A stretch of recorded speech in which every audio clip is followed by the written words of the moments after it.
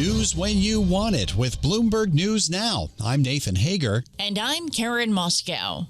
Karen, we begin with the latest on the tensions in Minneapolis. President Donald Trump says he is looking to de-escalate after the killings of 2 U.S. citizens by federal immigration enforcement agents. The president sent in his border czar, Tom Homan, to replace Greg Bovino, the Border Patrol commander who had been the face of the crackdown. But President Trump says he's not letting up with the enforcement. I don't think it's a pullback. It's a little bit of a change. Everybody in this room that has a business, you make little changes. Bovino's very good, but he's a pretty out there kind of a guy, and in some cases that's good. Maybe it wasn't good here. President Trump tells Fox News he's largely satisfied with how his team has carried out the operation while acknowledging it may have inflamed tensions. He says Tom Homan has been meeting with Minnesota's governor and the mayor of Minneapolis, and he hears it's going well. But, Nathan, there are more signs of tension in Minneapolis.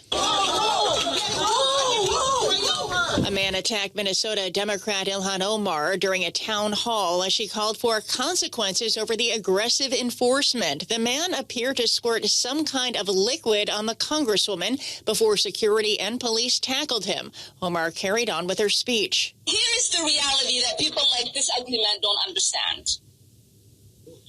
We are Minnesota strong, and we will stay resilient in the face of whatever they might throw at us. And Congresswoman Ilhan Omar called for ICE to be abolished and for Homeland Security Secretary Noem to resign or be impeached. And Karen, those calls are growing louder on Capitol Hill. Senate Minority Leader Chuck Schumer is adding to the pressure on Secretary Noem. Noem is a liar. She's vicious. She's also incompetent. Donald Trump must fire her at once before another American is killed under her watch. Minority Leader Chuck Schumer spoke on the Senate floor. 2 Republican senators, Lisa Murkowski and Tom Tillis, also say Noem should step down. Noem has come under criticism for saying the latest shooting victim in Minneapolis, Alex Preddy, brandished a weapon and committed an act of terrorism. Multiple videos show Preddy holding a cell phone before federal agents tackled and shot him. White House Deputy Chief of Staff Stephen Miller says Noem's initial statement was based on reports from Border Patrol agents on the ground. He says they may not have followed the administration's protocols in the lead up to the shooting. Nathan, Apple CEO Tim Cook is weighing in on the fatal shooting of ICU nurse Alex Preddy. In a memo on Apple's employee website, Cook said he is heartbroken by the events and called for calm. Cook added that he discussed the matter with President Trump earlier this week. He had come under fire from employees for attending a White House screening of a documentary on First Lady Melania Trump the evening of the shooting. We turn now to the weather, Karen, because frigid temperatures are here to stay. And look out, another winter storm may be brewing. Let's get the latest from Bloomberg meteorologist Craig Allen. Not again, Craig. Yeah, Nathan, we're watching that very closely. We're starting off with the bitter cold this morning and even colder as we go through the week, though. Right now, listening to us in Boston, it is 13 with a wind chill of -3. There are single-digit numbers just to the west along 90 up in Massachusetts. Right now, Central Park, 15 with a wind chill of 4. And down towards D.C. at Washington National, it's 18. Dulles, 17. Also with wind chills currently in the single digits. As for that storm, it's developing once again and definitely will form off the mid-Atlantic coastline. The question we have right now is whether or not that comes up the coast like it did last weekend, or whether or not it'll get pushed just slightly enough out to sea. Something we will watch right through the next several days, and we'll talk about it more coming up in just a little bit. Nathan and Karen? All right, that's Bloomberg meteorologist Craig Allen. Thank you, Craig. We'll be checking back with you throughout the morning. We want to turn to the markets now, and President Trump weighing in on the weakness of the dollar.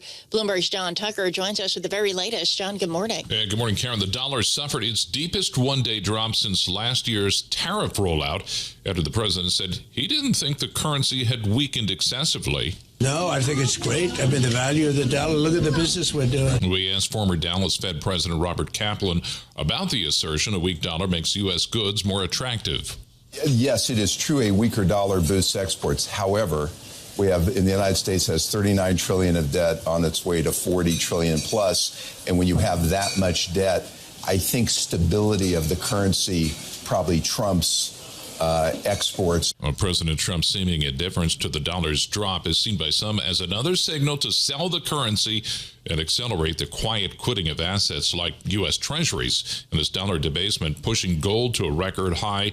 Dollar DXY down 0.1% this morning. Gold at $53.12 an ounce. In New York, I'm John Tucker, Bloomberg Radio. All right, John, thanks. All this as the Federal Reserve gets ready to make its first rate decision of the year. That's coming up this afternoon. And after 3 consecutive cuts, the central bank is widely expected to leave rates unchanged. We get a preview from Bloomberg's Michael McKee. Today's question for the Fed, will it be policy or politics? The central bankers won't be changing the benchmark lending rate, and there's no new dot plot and no new economic forecasts. For the markets, the issue is whether they get any kind of hints about when or if rates will be cut again. But for Washington and Wall Street, the overriding question is what impact President Trump's threats might have had on the policy committee, and whether they have convinced Jay Powell to stay on as governor when his term as Fed chair expires in May. Will Powell repeat his angry response to being subpoenaed by the Justice Department, or will he seek to de-escalate? Any suggestion Powell may stay on to handicap Trump's efforts to control the Fed will have an impact on the rate outlook. Michael McKee, Bloomberg Radio. All right, Mike, thanks. Be sure to stay with Bloomberg for full coverage of the Fed decision on a special edition of Bloomberg Surveillance. It starts at 1:30 p.m. Wall Street time on Bloomberg Radio, Bloomberg Television, and the Bloomberg Podcast channel on YouTube. And that's news when you want it with Bloomberg News Now. I'm Karen Moskow. I'm Nathan Hager, and this is Bloomberg.